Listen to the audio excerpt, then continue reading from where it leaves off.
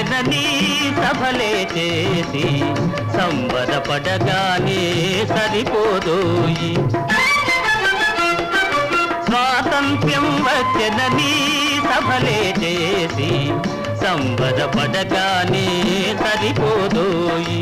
సాధించిన దానికి సంతృప్తిని పొంది అదే విజయమనుకుంటే పొరపాటోయి. ఆగతోయి భారతీయుడా, కదలి సాగబోయి ప్రగతిదారులా.